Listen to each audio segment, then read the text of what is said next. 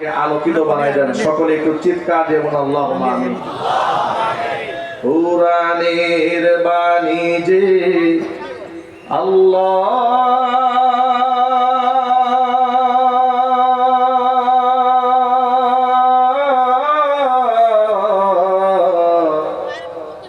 আমাকে করেছে ব্যাকুল,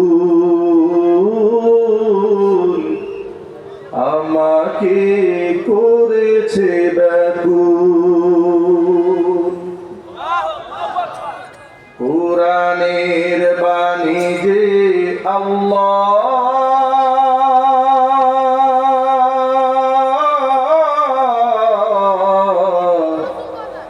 আমাকে করেছে ব্যাকুল, আমাকে করেছে ব্যাকুল। তাই তো এ মন উঠলে উঠে প্রাণ আমার হয় যে আকুল, আমাকে করেছে ব্যাকুল, আমাকে করেছে ব্যাকুল। কুরআনের বাণী যে আল্লাহ আমাকে করেছে ব্যাকুল, আমাকে করেছে ব্যাকুল। সকল যুগের মানুষ জানে কি মহিমা আল কুরআনে, সকল যুগের মানুষ জানে কি মহিমা আল কুরআনে। এমন মধু পেয়ে হে আল্লাহ, এমন মধু পেয়ে হে আল্লাহ, চিনতে কি কেউ করে ভুল, চিনতে কি কেউ করে ভুল। কুরআনের বাণী যে আল্লাহ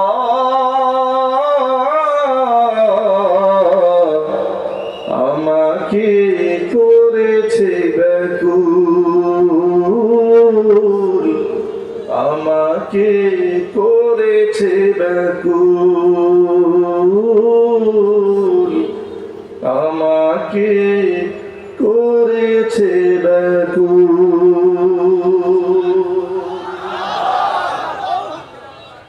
কোরআন কারীমের ব্যাকুলতায় আপনাদেরকে শীতের রাতেও ঘরে থাকতে দেয়নি, ঠিক কিনা বলেন? কোরআন কারীমের ব্যাকুলতায় এদেশের মানুষ, কত মানুষ ঘর ছাড়া হয়েছে, কত মানুষ বাড়ি ছাড়া হয়েছে, কত মানুষ দেশান্তরিত হয়েছে, কত মানুষ অন্ধকার কারাগারে বছরের পর বছর নিরপরাধ হয়েও কোরআনের ব্যাকুলতায় অপরাধী সাজানো হয়েছে, বছরের পর বছর জেলখানায় কাটিয়েছে একমাত্র কোরআনের ব্যাকুলতায়। কথা বলতে হবে, ঠিক কিনা জুড়ে বলেন? সেই দরদ নিয়ে আজকে আমরা এখানে বসেছি। ইনশাআল্লাহ এই ব্যাকুলতা আল্লাহর কাছে মঞ্জুর হবে। কোরআনের নূর দিয়ে আমরা একটি সুন্দর সমাজ বিনির্মাণ করতে সক্ষম হব ইনশাআল্লাহ। আপনারা তো রাজি আছেন ইনশাআল্লাহ? জুড়ে বলুন ইনশাআল্লাহ। সেই ক্ষেত্রে আপনাদেরকে একটি মূলনীতি মনে রাখতে হবে। আমি অনেক লম্বা কথা বলার সুযোগটা আমাদের হবে না, যেহেতু আমাদের এই সময় মাহফিলের প্রচন্ড চাপ থাকে। উজুর খাহি আগেই করে নিচ্ছি। আমার রিয়াজুল করিম ভাই যখন আমাকে দাওয়াত দিয়েছেন, তখন তো আমার আলোচনার সময় ছিল বাদ আসর। এই মাহফিলের পরেও আমাকে আরো 3টা মাহফিলে অংশগ্রহণ করতে হবে আজকে, যার জন্য মনে চাইলে আমি অনেক লম্বা কথা বলতে পারবো না। আমি মোটা দাগের কিছু কথা, আমি যেহেতু ক্লিয়ার কথা বলতে পছন্দ করি, মোটা দাগের কথাগুলো আমি বিগত জীবনেও বলেছি, আজকে বলবো ইনশাআল্লাহ। সবাই একটু জোরে বলতে হবে ইনশাআল্লাহ। এই অপারেটর ভাই, তোমার ডান পাশে মাইক্রোফোন কাজ করে না? হ্যাঁ, ডান পাশে মাইক্রোফোন কিন্তু কাজ করে না। হ্যাঁ, তাহলে এটা বসে রাখছো কেন? এটা কেবলই সমস্যা, এটা খোলা, এটা মানে কাজ করবে না। কেবল চেঞ্জ করতে সময় লাগবে, এই জন্য এই সাইডে আওয়াজ হয় না। এই বক্সগুলোতে একটু আওয়াজ বাড়াই দেন, তাহলে একটু বাড়াই, সাউন্ড বাড়াই দেন। প্রিয় ভাইয়েরা আমার, আমরা কোরআনের ব্যাকুলতা নিয়ে এসেছি। আমরা কোরআনের ব্যাকুলতা অন্তরে ধারণ করে আমরা কোরআনময় জীবন গড়ব, কোরআনময় সমাজ গড়ব, বলুন ইনশাআল্লাহ। এটা তখনই বাস্তবায়ন করা সম্ভব হবে যখন আল্লাহ এবং আল্লাহ রসুলের প্রতি আমাদের সন্তুষ্টির মাত্রা এত বেশি হবে, আল্লাহর পক্ষ থেকে ফয়সালা যা হয় সেটাই হাসি মুখে মানতে হবে। নবী করিম সাল্লাল্লাহু আলাইহি সাল্লাম তো বলেছেন, আজাবান লি আমরিল মুমিন, ইমানদারের বিষয়টা খুব আশ্চর্যজনক একটা বিষয়। ইন্না আমরাহু কুল্লাহু লাহু খায়রুন, ইমানদারের সব বিষয় তার জন্য কল্যাণকর হয়ে যায়। সুবহানাল্লাহ বলেন। আচ্ছা, একজন মানুষের জীবনে কি সব কিছু ভালো হয় নাকি? ভালো হয়, কিন্তু রাসূল বলছেন ইমানদারের জীবনে যা কিছু হয় সব কল্যাণকর হয়। আল্লাহর হাবিব ব্যাখ্যা করে বলছেন, ইন আসাবাতহু সাররাউ শাকারা ফাকানা খায়রাল লাহু, যদি তার জীবনে কোনো ভালো কিছু সাধিত হয় তাহলে সে শুকরিয়া আদায় করে, এটা তার জন্য কল্যাণকর হয়ে যায়। ওয়া ইন আসাবাতহু দাররাউ সাবারা ফাকানা খায়রাল লাহু, আর যদি তার জীবনে কোনো বালা মুসিবত আসে সে হতাশ হয় না, নিরাশ হয় না, সাবারা, সে ধৈর্য ধারণ করে, ফাকানা খায়রাল লাহু, মুসিবতটাও তার জীবনের জন্য কল্যাণ বয়ে আনে। যদি বলেন সুবহানাল্লাহ। ইমানদারের জীবনে সুখ কল্যাণ বয়ে আনে, দুঃখ কল্যাণ বয়ে আনে। সুখ কেমনে কল্যাণ বয়ে আনে? সুখ প্রাপ্তির পরে, নিয়ামত প্রাপ্তির পরে সে শুকরিয়া আদায় করে, এটা তার জন্য কল্যাণ করা হয়। দুঃখ কি করে কল্যাণ বয়ে আনে? যদি তার দুঃখ আসে, কষ্ট আসে, মুসিবত আসে, এরপরে সে সবাবা, সে ধৈর্য ধারণ করে, হতাশ হয় না, নিরাশ হয় না। প্রিয় ভাইরা, ইমানদারের জীবনে কি হারাবার কোনো ভয় আছে? আরো জোরে বলুন। হারাবার তো কিছু নাই। যদি আমি মরেও যাই তো শহীদ হব, জিন্দা থাকলে আমি গাজী হব। তা আমার জীবনের চাইতে মূল্যবান তো আর কিছু নাই। একটা মানব জীবনে তার নিজের জানের চাইতে মূল্যবান কিছু আছে নাকি? তো সেই জীবনটাও যদি সঁপে দেওয়া হয় তাতেও তো তার লস হওয়ার কিছু নাই। আবার যদি বেঁচে থাকে এতেও তার লস হওয়ার কিছু নাই। কারণ হচ্ছে যতদিন বেঁচে থাকবে আল্লাহর নিয়ামত প্রাপ্ত হবে, আর সেই শুকরগুজার বান্দাদের কাতার তালিকায় তার নাম উঠে যাবে। যদি বলতে হবে আল্লাহু আকবার। আমি আপনাদের সামনে মহাগ্রন্থ কোরআনের হাজার হাজার আয়াতের ভেতর থেকে সূরাতুল আহজাবের 36 নম্বর আয়াতে কারিমা আমার খুতবার মধ্যে তেলাওয়াত করেছি। আমার তেলাওয়াতকৃত আয়াতটি হিফজুল কোরআন কপির মধ্যে 22 নম্বর কোরআন 2 নম্বর পৃষ্ঠার একদম শুরুতেই আয়াতটি লিখিত আছে। আপনারা খুললেই আয়াতটা পাবেন। আল্লাহ পাক এই আয়াতের মধ্যে বলেছেন, ওয়ামা কানা লিমুমিনিন ওয়ালা মুমিনাতিন, কোনো বিশ্বাসী পুরুষ কিংবা নারীর অধিকার নাই কোন ব্যাপারে? ইদা কাদাল্লাহু ওয়া রাসূলুহু আমরান, আমি আল্লাহ কিংবা আমার রাসূল যদি কোনো ব্যাপারে কোনো মতামত দিয়ে ফেলে, রায় দিয়ে ফেলে, সিদ্ধান্ত দিয়ে ফেলে, তাহলে আমি আল্লাহর সিদ্ধান্ত আমার রাসূলের সিদ্ধান্তের মধ্যে এসে আইয়াকুনা লাহুমুল খিয়ারাতু মিন আমরিহিম, নিজেদের পক্ষ থেকে তারা একটা মতামত ব্যক্ত করবেন, পছন্দ অপছন্দের কথা ব্যক্ত করবেন। সিদ্ধান্ত হয়ে যাওয়ার পরে এমন কোনো রাইট, এমন কোনো অধিকার, এমন কোনো পারমিশন, এমন কোনো অনুমোদন কোন ইমানদার বান্দা বান্দির জন্য নাই। কারণ হচ্ছে আল্লাহ এবং আল্লাহ রাসূলের সিদ্ধান্ত ইমানদারদের জন্য শিরোধার্য। মুমিন জীবনের সবচেয়ে ভালো সিদ্ধান্ত আল্লাহর পক্ষ থেকে যেটা আসে তার চাইতে দামি কোনো সিদ্ধান্ত কি মানুষ নিতে পারবে? একটু জোর আওয়াজে বলতে হবে, নিতে পারবে না? নিতে পারবে না। একটু উদাহরণস্বরূপ বুঝেন আপনারা, আল্লাহ তাআলা নারীদের জন্য পর্দার বিধান দিয়েছেন। আল্লাহ সুবহানাহু ওয়া তাআলা মদ খাওয়া হারাম করেছেন, জুয়া খেলা হারাম করেছেন। আল্লাহ পাক 5 ওয়াক্ত নামাজ বাধ্যতামূলক করেছেন। আল্লাহ পাক সুদী লেনদেন হারাম করেছেন, সুদ ভিত্তিক অর্থনীতি হারাম করেছেন, যাকাত ভিত্তিক অর্থনীতি চালু করে দিয়েছেন। সুবহানাল্লাহ বলেন। মানব জীবনে কল্যাণকর যা আছে সব আল্লাহর পক্ষ থেকে আল্লাহই ফয়সালা করে দিয়েছে। বান্দার দায়িত্ব হচ্ছে হাসি মুখে আল্লাহ এবং রাসূলের সিদ্ধান্ত মেনে আমল করা। কোন ব্যক্তি যদি এই ক্ষেত্রে আল্লাহ এবং রাসূলের মতামতকে বাদ দিয়ে মাইয়াসিল্লাহ ওয়া রাসূলা, এই ক্ষেত্রে মাসিয়াত উল্লেখ করা হয়েছে, আল্লাহর মতামত রাসূলুল্লাহর মতামত বাদ দিয়ে কোন ব্যক্তি যদি নিজের মতামতকে প্রাধান্য দিয়ে ভিন্ন রাস্তা গ্রহণ করে, এটা হবে অবাধ্যতা। আল্লাহ এবং রাসূলের অবাধ্যতা করে যদি কোনো ব্যক্তি ভিন্ন পথ অবলম্বন করে, ফাকাদ দাল্লা দালালান মুবিনা, ব্যক্তি সুস্পষ্ট গোমরা হয়ে যাবে। আমি আপনাদেরকে ছোট্ট করে প্রশ্ন করতে চাই, আপনারা জবাব দেবেন, আমরা কি গোমরা হতে চাই? আরো যদি বলুন, আমরা সঠিক পথে পরিচালিত হতে চাই। আল্লাহর হাবিব কোরআন সম্পর্কে বলেছেন, ইন্না হাদাল কুরআনা সাবাবুন, কোরআন এমন একটা রশি, তরফুহু বিআইদিল্লাহি ওয়া তরফুহু বিআইদিকুম, এই রশির এক প্রান্ত আল্লাহর হাতে, আরেক প্রান্ত বান্দা তোমাদের হাতে। লান তাদিল্লু ওয়া লান তাহলিকু বা'দাহু আবাদা, কোশ্চিনকালেও তোমরা বিভ্রান্ত হবে না, হক থেকে বিচ্যুত হবে না, তোমরা ধ্বংসপ্রাপ্ত হবে না, যদি কোরআন নামক রশিটাকে মজবুত ভাবে আঁকড়ায় ধরে রাখতে পারো। তোমাদের পদস্খলন হবে না, ধ্বংসপ্রাপ্ত হবে না। শর্ত একটা, কোরআনকে অবলম্বন বানিয়ে রাখতে হবে। আল্লাহ পাক যেন কোরআনে কারীমকে অবলম্বন বানিয়ে রাখার তৌফিক দান করেন। জোরে বলেন আল্লাহুম্মা আমিন। এই আয়াতটি নাজিল হওয়ার একটা প্রেক্ষাপট আছে, যেটাকে তাফসীরের ভাষায় শানে নুজুল বলা হয়। মানে আয়াত নাজিল হওয়ার প্রেক্ষাপট, কেন আল্লাহ পাক এই আয়াতটা নাজিল করলেন, এর একটা ঘটনা আছে।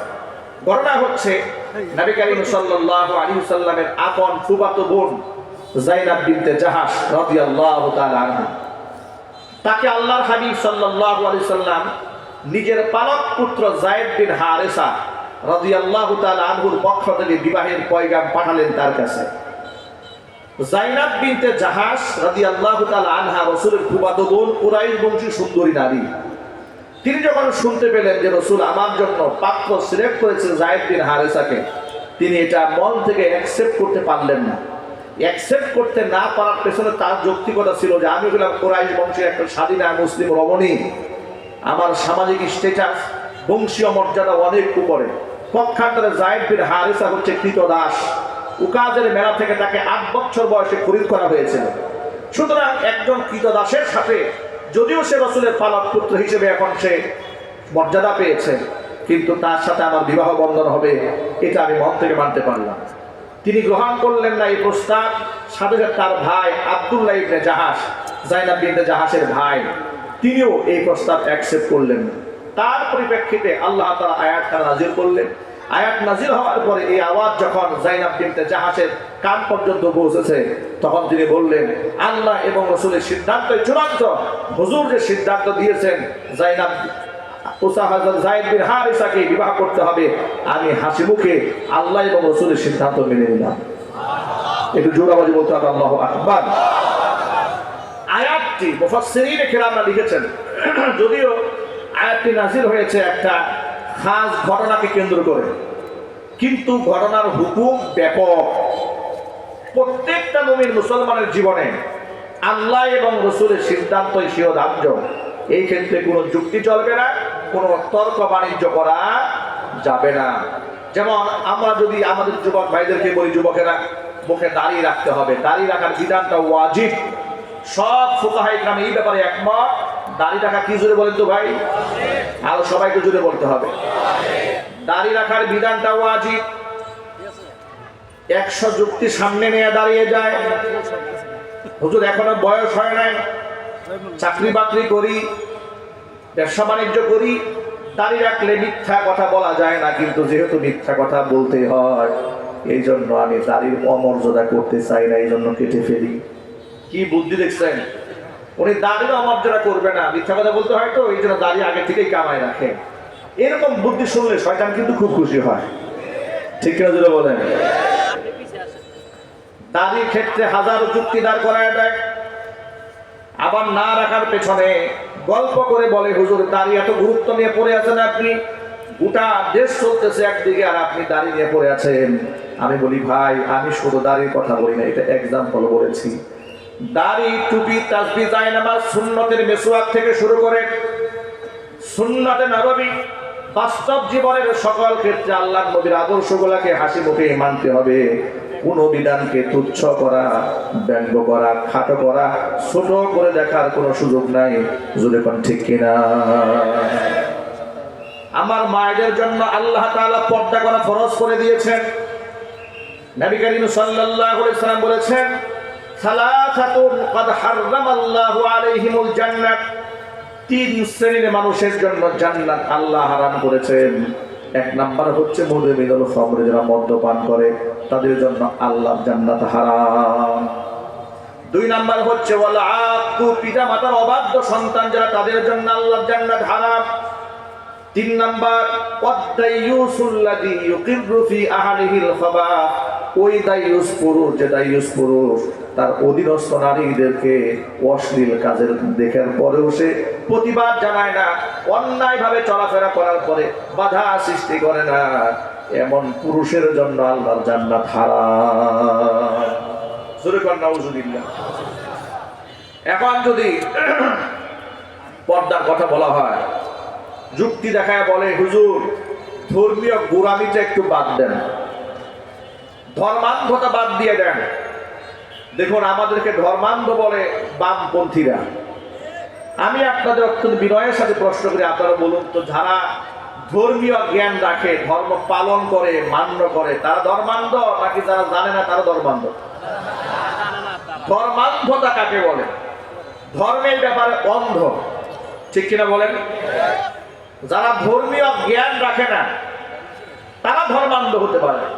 ধর্মীয় জ্ঞানে যারা সমৃদ্ধ, ধর্মের জ্ঞানে যারা আলোকিত, যাদের জীবন ওহীর নির্দেশনায় পরিচালিত, তারা কখনো অন্ধ নয়, তারা আলোকিত মানুষ, ঠিক কিনা বলেন?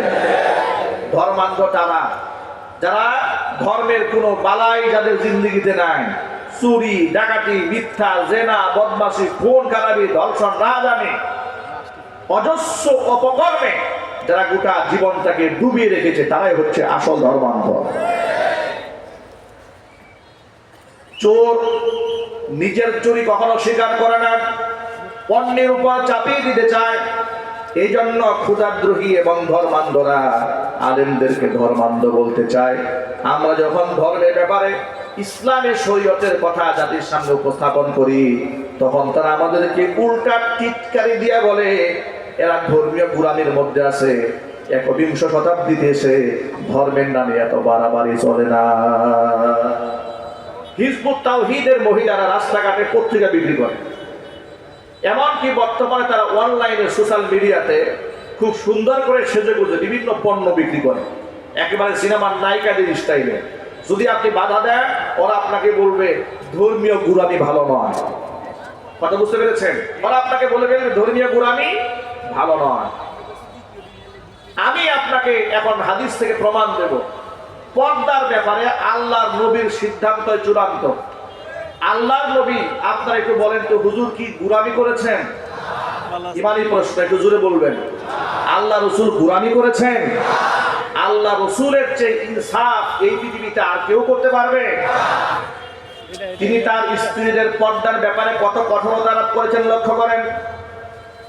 উম্মে সালামা রাদিয়াল্লাহু তাআলা আনহা হাদিসের রাবী, তিনি বর্ণনা করেছেন, আমি এবং রাসূলের আরেকজন স্ত্রী হযরতে মাইমুনা রাদিয়াল্লাহু তাআলা আনহা দাঁড়িয়ে ছিলাম রাসূলের সামনে। এমন সময় হুজুরের অন্ধ সাহাবী আব্দুল্লাহ ইবনে উম্মে মাকতুম রাদিয়াল্লাহু তাআলা আনহু আমাদের সামনে এলেন।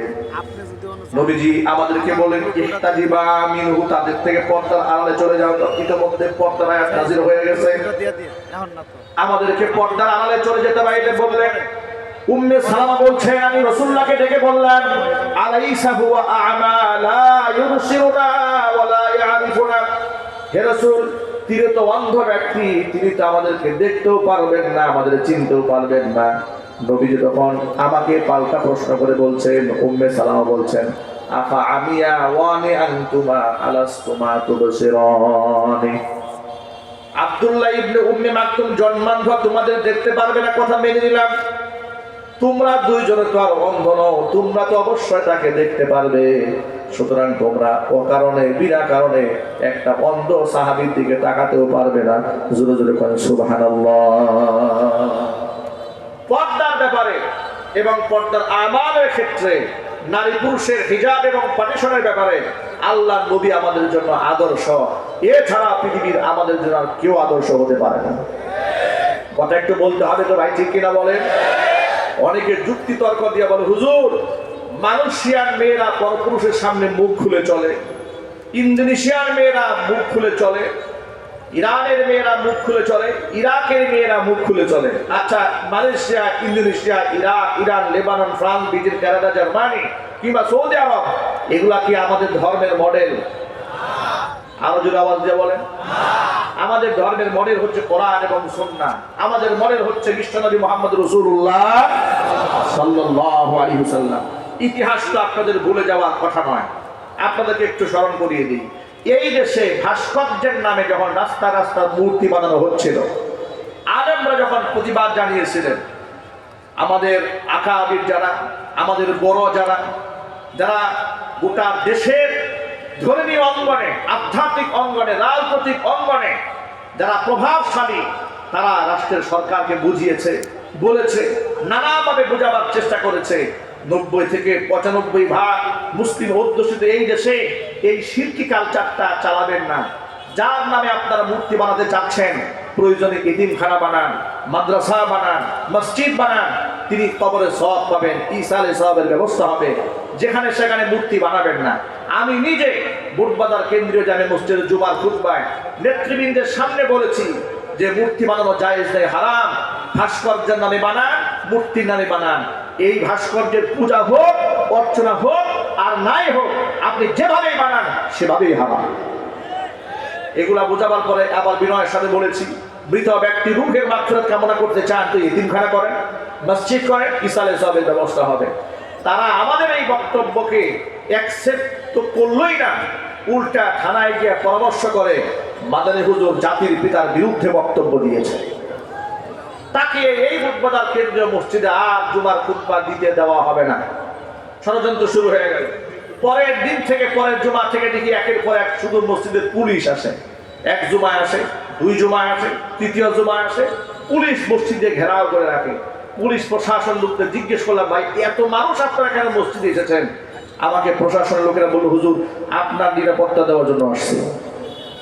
আমাকে নিরাপত্তা দেওয়ার জন্য মসজিদে পুলিশ এসেছে।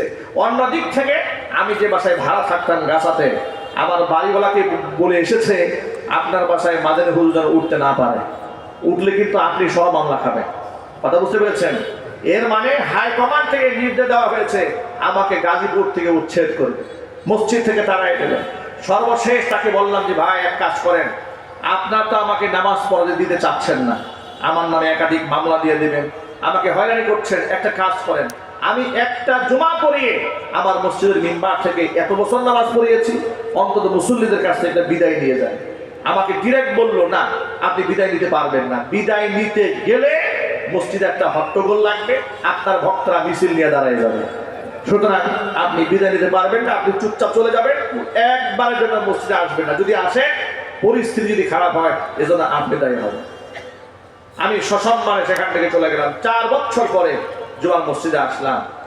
মনে এত ব্যথা সেদিন পেয়েছিলাম যে কোনো অন্যায় করলাম না, অপরাধ করলাম না, চোরের মতো পালিয়ে গেলাম, নিজের কাছে খুব অপরাধী মনে হলো।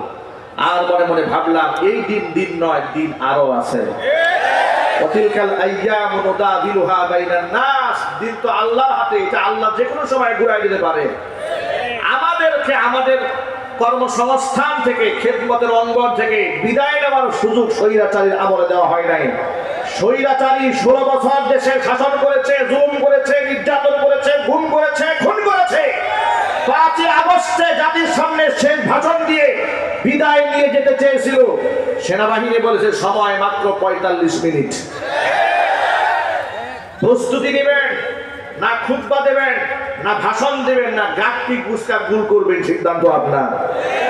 স্বৈরাচারী তাকায় দেখে মাত্র আধা ঘন্টার মধ্যে ছাত্র জনতা একেবারে তার সিংহাসন দখল করে বসবে। খানা রেডি, খাওয়ার সময় নাই, গাঁটটি গুছকা নিয়ে উড়াল দিয়েছে।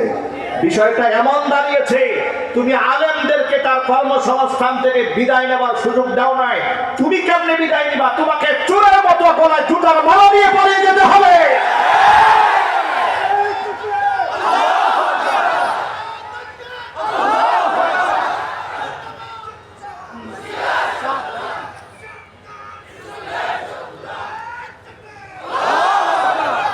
ওদের আমলে হক্কানি আলেম ওলামাদেরকে ওরা শত্রু বানিয়ে রেখেছিল, আর বেঈমান মুনাফিক কাফেরদেরকে ওরা বন্ধু বানিয়ে রেখে দিয়েছিল। রাষ্ট্রের দেশপ্রেমিক যারা তাদেরকে শত্রু বানিয়েছিল, রাষ্ট্রের শত্রু যারা তাদেরকে তারা বন্ধু বানিয়েছিল। কথা জোর জোরে বলতে হবে, ঠিক কিনা বলেন? ওরা হেফাজতে আমরা অংশগ্রহণ করার কারণে আমাদের তকমা দিয়েছে আমরা হেফাজতি হুজুর। আমাকে যে কত লেভেলে ভাগ করেছে, কখনো বলেছে হেফাজতি, কখনো বলেছে জামাতি, কখনো বলেছে শিবির। শুধু রাজাকারটা বলতে পারে না, বয়স কম থাকার কারণে। ঠিক কিনা বলেন? দাড়ি ধরে কিছু পাকটা টাকটা থাকতো, তাহলে গাজীপুরের 1 নাম্বার রাজাকার আমি থাকতাম। আপনি বলবেন হুজুর কেমনে 1 নাম্বার থাকতেন? আরে বাবা, 150 আসামি বিএনপির, এই 150 আসামির মধ্যে আমার নামে 1 নাম্বারে। হাসান সরকার এত বড় একটা প্রভাবশালী নেতা, এক সময় সাবেক এমপি ছিলেন, তিনি ডিস্ট্রিক্ট চেয়ারম্যান ছিলেন। বুড়া মানুষটা রাজনীতি করতে করতে বৃদ্ধ হয়ে গেছে, তাকে দিয়েছেন মামলার 7 নাম্বার আসামি, আমাকে দিয়েছেন 1 নাম্বার আসামি। বয়স যদি খালি একটু মিলতো ভাই, আমি হইতাম 1 নাম্বারের রাজাকার। কথা বলেন ভাই, ঠিক কিনা বলেন? এইভাবে তারা আমাদেরকে উচ্ছেদ করতে চেয়েছে। আমাদের অপরাধটা কি? আমাদের অপরাধটা শোনেন। আমাদের অপরাধ ছিল আমরা ওদের কুফরি কর্মকাণ্ডের বিরুদ্ধাচরণ করেছি। ওরা নারী উন্নয়ন নীতিমালা তৈরি করে কোরআন সুন্নাহ সূরা নিসার 11 নম্বর আয়াতটাকে ভেঙে দিয়ে ইউসিকুমুল্লাহু ফি আওলাদিকুম লিয-যাকারি মিসলু হাযযিল উনসায়াইন, পুরুষ পাবে নারীর দ্বিগুণ, এই ভেদাভেদটা ভেঙে দিতে চেয়েছিল। এই মানদণ্ড ভেঙে দিয়ে নারী পুরুষ সমান করতে চেয়েছিল, আমরা বাধা হয়ে দাঁড়িয়েছিলাম। আমি যখন দেখেছিলাম এদেশের অজস্র আলেমদেরকে কোমরের মধ্যে রশি বেঁধে, হাতের মধ্যে হ্যান্ডকাপ পরিয়ে, গরুর রশি দিয়া বেঁধে, ডান্ডা বেরি পরিয়ে তাদেরকে আদালত তুলে বেইজ্জত করা হচ্ছে, তাদের পক্ষে দাঁড়িয়ে বক্তব্য দিয়েছিলাম। আমি এই দেশের শ্রেষ্ঠ সন্তান শহীদ আল্লামা দেলওয়ার হোসেন সাঈদী রহমাতুল্লাহি আলাইহি, যার সাথে আহলে হক উলামায়ে কেরামের মওদুদিবাদ নিয়ে ইখতিলাফ থাকলেও তার দাওয়াত নিয়ে, তার ইসলাম প্রচার নিয়ে, তার খেদমত নিয়ে, তার তাবলীগ নিয়ে জনমনে কোনো প্রশ্ন ছিল না। কথা বলতে হবে, ঠিক কিনা বলেন?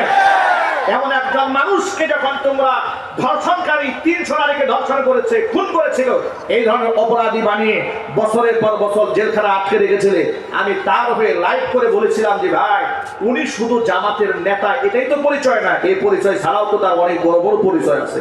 তিনি একজন মুফাসসিরে কোরআন, মানুষকে আল্লাহর কথা বলেন, দ্বীনের কথা বলেন, অসংখ্য মানুষ তার কথা শুনে চোখের পানি ছেড়ে হেদায়েতের কথা বলে।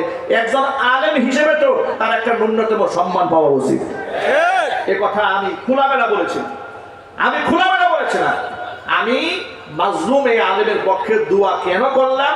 আমাকে বলে এই হুজুর এখন জামাত শিবির করে। মানে অবস্থা এই, ওদের পক্ষে গেলে আপনি মুক্তিযোদ্ধা, আর ওদের বিরুদ্ধে গেলে আপনি রাজাকার। এই কাজ খেলে 16 বছর গোটা দেশটাকে ওরা জাহান্নামের দ্বার প্রান্তে পৌঁছে দিয়েছিল। এই কাজ খেলে গোটা দেশের স্বার্থকে ভারতের কাছে বিক্রি করে গোটা বাংলাদেশটাকে ধ্বংসের দ্বার প্রান্তে পৌঁছে দিয়েছিল। আল্লাহর গজবে, আল্লাহ পাকের লানতে আলেমদের চোখের পানিতে এমন ভাবে বেইজ্জত হয়েছে, পৃথিবীর কোন শাসককে 300 এমপি রে এক পাতে পালিয়ে যেতে হয়নি। কথা বলতে হবে।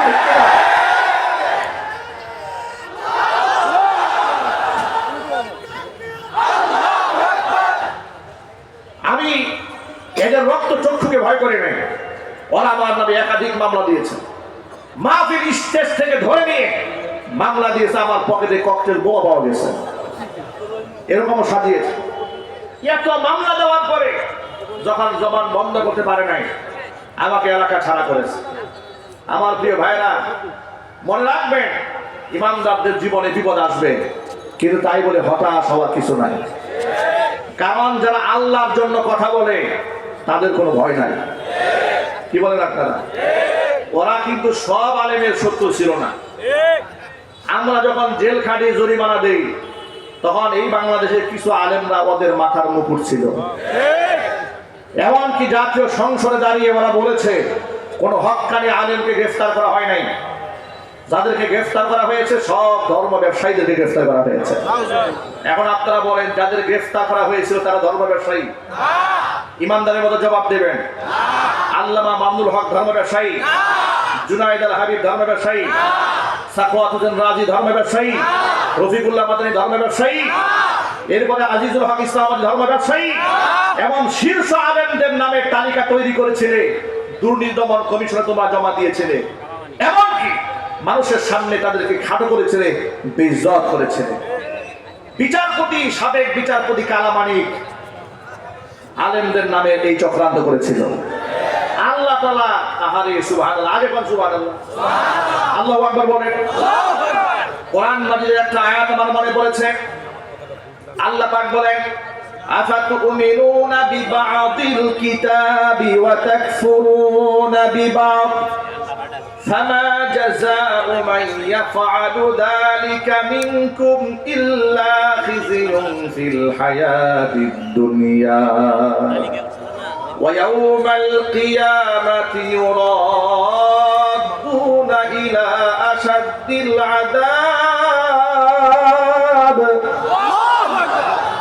وما الله بغافل عما تعملون।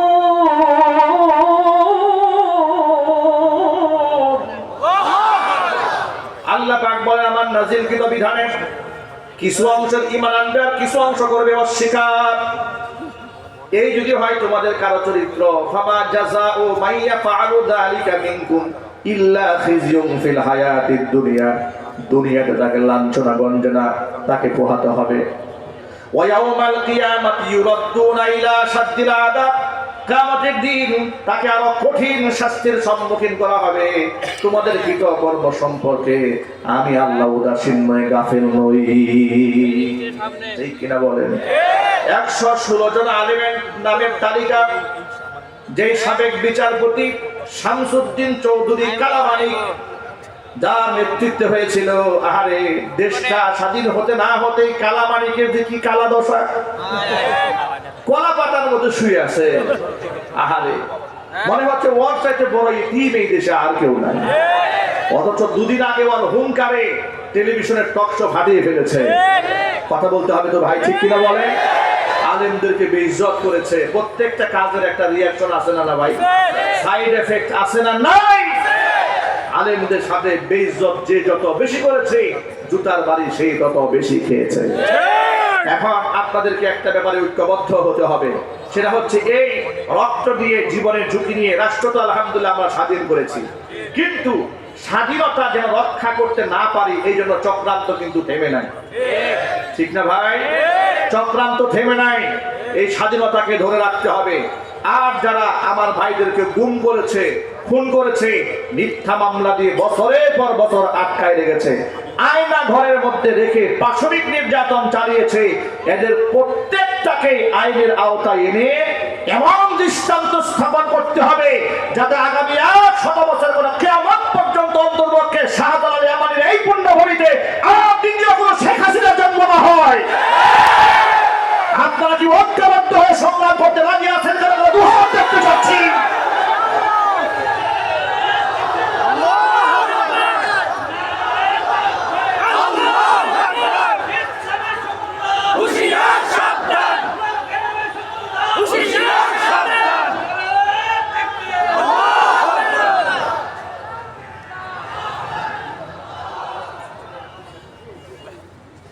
মনে রাখবেন, এই দেশে ইনশাআল্লাহ আর শেখ হাসিনা তৈরি হবে না। উবাইদুল কাদেরের মতো মানুষ এই দেশে আর জন্ম দিতে আমরা দেব না ইনশাআল্লাহ। আমরা কোন নরেন্দ্র মোদীর নাতিপুতির সাথে আমরা আপোষ করব না। অন্তর্বর্তীকালীন সরকারকে বলছি, আপনাদের নমনীয় আচরণে আমরা ব্যথিত, আমরা দুঃখ ভারাক্রান্ত, আমরা ক্ষুব্ধ। আলেমদেরকে ডান্ডা বেরি পরিয়ে আদালতে তোলা হয়েছে, আর গণহত্যাকারীদেরকে জামাইয়ের মতো হাসতে হাসতে প্রিজন ভ্যান থেকে নামে।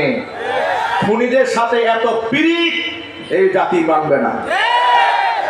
যদি গণ অভ্যুত্থান আপনাদের চক্রান্তে ব্যর্থ হয়, হাসিনা এবং তার নাতিপুতিদের যে আচরণ হয়েছে, যে পরিণতি হয়েছে, তার থেকে ভয়ঙ্কর পরিণতি তাদের হবে।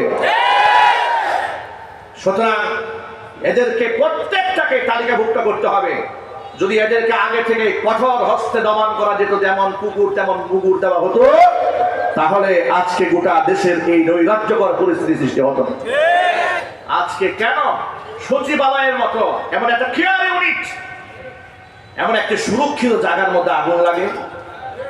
ওটা রাষ্ট্রের কলিজা, যেটা মগজ, যেটা দেমাগ, যেটা হার্ট, যেটা ফুসফুস, যেটা তার মধ্যে আগুন লাগিয়ে দিল। আপনারা ছিলেন কোথায়? নিরাপত্তা কর্মীরা কোথায় ছিল? আপনারা 2 দিন 3 দিন সময় নিয়েছেন। আমরা বলবো এই 3 দিনের মাথায় অপরাধীদের নামের তালিকা তৈরি করে এমন শাস্তির ব্যবস্থা করুন, আগামীতে কোন প্রকার চক্রান্ত করতে যেন 14 গ্লাস পানি খেতে হয়। সুতরাং অন্তর্বর্তীকালীন সরকারকে বলছি, যত প্রকারের সাপোর্ট আছে জাতিগতভাবে আপনারা পাবেন, যদি আপনারা সত্যের পক্ষে থাকেন, ন্যায় বিচারকে নিশ্চিত করতে পারেন। আর যদি নমনীয় ভাব করেন, তাহলে এই জাতি এখন রক্ত দিতে শিখেছে, জালেমের সাথে চোখ রাখতে শিখেছে। ভারতের নরেন্দ্র মোদীকে চ্যালেঞ্জ করে যারা স্বাধীনতা ছিনিয়ে আনতে পারে, তারা পৃথিবীর যে কোনো শক্তিকে মোকাবিলা করতে প্রস্তুত আছে ইনশাআল্লাহ। আল্লাহ রাব্বুল আলামিন আমাদের সেই হিম্মত দান করে, জোরে করে আমিন। আর চিৎকার দেবেন আল্লাহুম্মা আমিন।